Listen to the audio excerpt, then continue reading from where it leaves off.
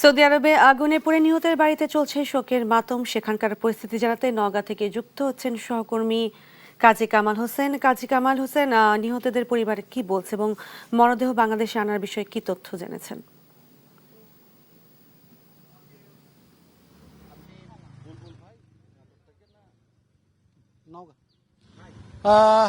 শাজমিন, আপনি যেমনটি বলছিলেন, নওগাঁর আত্রাই উপজেলায় সৌদি আরবের রিয়াদের যে ভয়াবহ অগ্নিকাণ্ড ঘটে সেখানে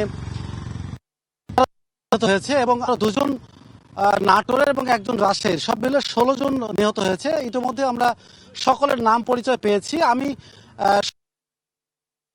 সবগুলো দিতে গিয়ে সকলের বাড়িতে শোকের মাতম চলছে। আমি প্রশাসনের সাথে কথা বলেছি, তারা এদের বাড়ি বাড়ি গিয়ে তাদের খোঁজ খবর নিচ্ছে এবং সবচেয়ে বড় কথা, তারা মন্ত্রণালয়ের মাধ্যমে দূতাবাসে যোগাযোগ রাখছেন। আমি আসলে একটু আছি সুমনের বাড়ির পাশে, আমি এখানে নেটওয়ার্কের প্রচন্ড সমস্যা, যে কারণে আমাকে এখানে এসে লাইভ দিতে বাধ্য হতে হয়েছে। আমি মূলত এই যে